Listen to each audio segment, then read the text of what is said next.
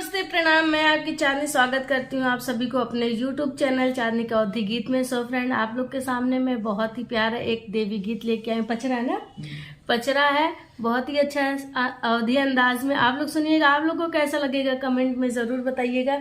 ये है मेरे चुरखी भैया, नमस्ते करा आप सभी से नमस्ते कर रहे हैं। अभी ज़्यादा बोल नहीं पाते हैं, चलिए कोई बात नहीं है, अब बोलने की इतना ज़रूरत भी नहीं है, गाना सुनाने की जरूरत है ना। तो चलिए हम आप सभी के बीच बहुत ही प्यारा अच्छा सा लेके आए हैं। आप लोग सुनिएगा, कैसा लगेगा कमेंट में ज़रूर बताइएगा और शेयर भी कर दीजिएगा और लाइक भी कर दीजिएगा। नए होंगे तो चैनल को सब्सक्राइब भी कर दीजिएगा। तो चलिए सुनाते हैं आप सभी को। लागल सितारा चुनरिया में, चुनरिया में मैया बस गई जम्मू नगरिया में, मैया बस गई जम्मू नगरिया में।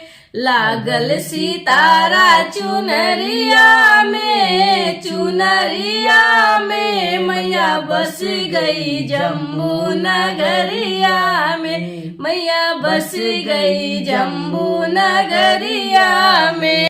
एक लंगड़ा पड़ा माँ के पीछे, माँ की चुनरी जबरदस्त खींचे। एक लंगड़ा पड़ा माँ के पीछे, माँ की चुनरी जबरदस्त खींचे। पैरा मांगे डगरिया में, हो डगरिया में मैया बस गई जम्मू नगरिया में, मैया बस गई जम्मू नगरिया में। लागल सितारा चुनरिया में, चुनरिया में मैया बस गई जम्मू नगरिया में, मैया बस गई जम्मू नगरिया में।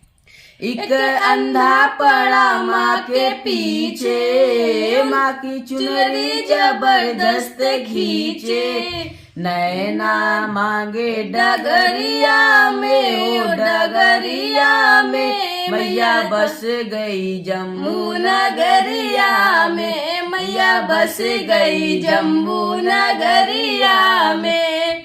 लागल सितारा चुनरिया में, ओ चुनरिया में मैया बस गई जम्मू नगरिया में, मैया बस गई जम्मू नगरिया में। एक कोढ़ी पड़ा माँ के पीछे, माँ की चुनरी जबरदस्त खींचे।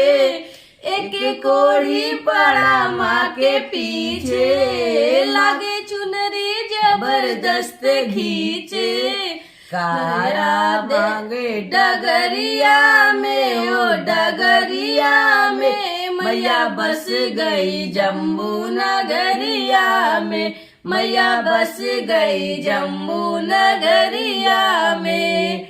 लागल सितारा चुनरिया में, ओ चुनरिया में मैया बस गई जम्मू नगरिया में, मैया बस गई जम्मू नगरिया में। एक बालक पड़ा माँ के पीछे, माँ की चुनरी जबरदस्त खींचे। एक बालक पड़ा माँ के पीछे, माँ की चुनरी जबरदस्त खींचे।